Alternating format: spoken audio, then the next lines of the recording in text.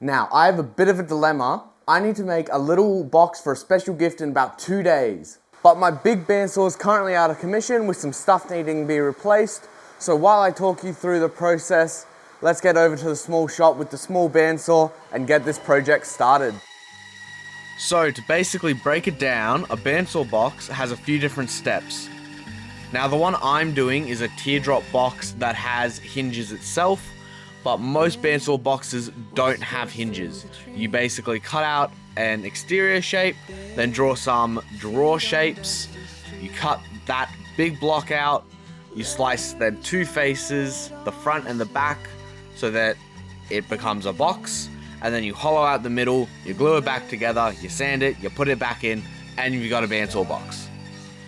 But as you also see later in the video, I'm actually sanding a different bit of wood that I'm currently cutting into my sides. That's because I stuffed up and I didn't drill it properly. So why am I doing a teardrop shape versus any other shape like a square or a circle?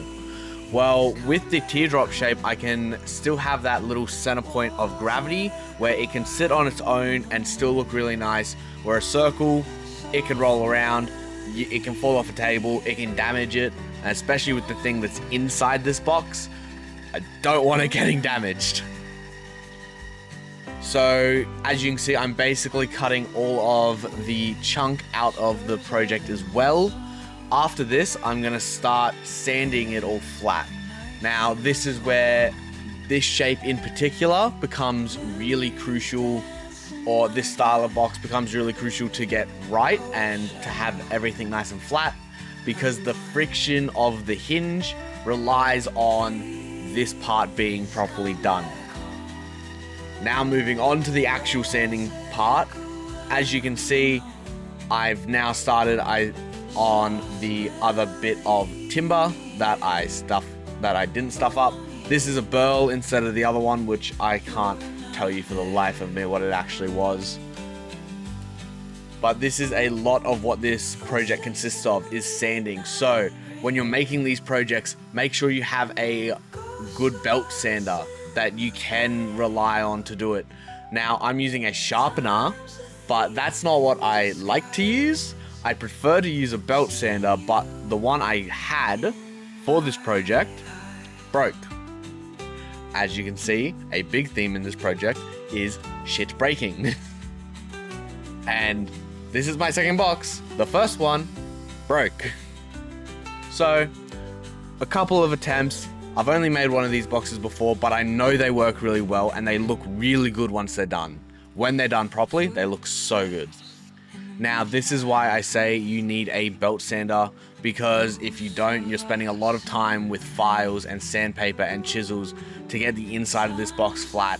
And if you're making it one-off, maybe that's perfectly fine. It's not a need to buy the tool for a one-off project, but say if you're selling these, you don't want to be spending half an hour to an hour and a half to sand just the inside of these boxes, considering there is so much sanding that goes into every other part of this box.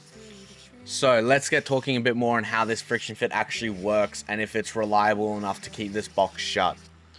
When you cut out that middle piece, it's the same thickness the whole way around. And when you're sanding it, if you don't sand it flat, one of the sides, you're kind of creating like a dovetail or a trapezoid, where you're creating 2 sloped angles, where you need these sides to be dead flat, because once you glue all of this together, you need to be able to basically shut the lid and have the friction of timber holding it together. So say you're putting something really heavy in this and it falls or it goes to the other side, it might still open because it's not like a magnet or an actual lock itself, it's just friction fit. But it is certainly strong enough to keep, say, a ring or marbles for some reason, if you want to keep marbles in this box. I don't know why I said marbles. Anyway.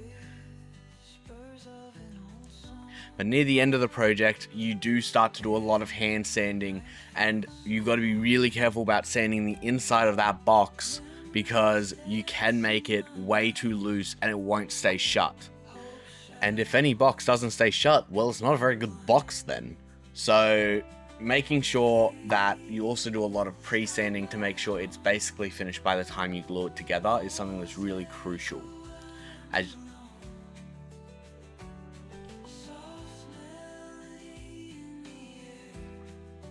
Now you'll see me in a sec be flipping it about because this is showing you that it does stay in and it does work very well. One of the other big components of this is the hinge. Now, you can't put a regular hinge on, one, because it looks really bulky and kind of bad, but two, the way it functions, I don't think would allow a normal hinge to work properly. So, a little tip for when you're doing this project, if you're doing it, make sure that you drill the hinge before you cut out the interior of the middle compartment, because then you can see where you need to avoid. One of the reasons the first box failed is because I left drilling the hinge until so late in the process where I couldn't keep the box together for long enough and drill it down accurately enough to not break the box, and you basically can see the brass in the project. Now let's talk about finishing these types of boxes. So the inside, to keep the gift nice and safe, I used just a velvet sticky sheet. It was pretty easy to cut. You can find them at like Spotlight or craft stores, or you can use flocking, which is more recommended. I didn't have the time to go buy any, so I had to go to a craft store and get just velvet sticky sheet, which worked perfectly fine. The finish I used originally was a bio wax from an Australian finish company. Now, when it first finished, it looked fantastic, but the day after, it looked like it hadn't been finished at all. Now, I'm not saying that's a fault on the wax itself, that's probably just how it finishes, and that's on me for not actually testing it. So I went back after this video was finished and quickly resanded and hit it with some oil. It looks very much the same, and it kept its color after the fact. And that brings us to the end. I hope you guys enjoyed. Leave a comment if you want to check out this project, and I hope you have fun making it. Catch you in the next one, guys.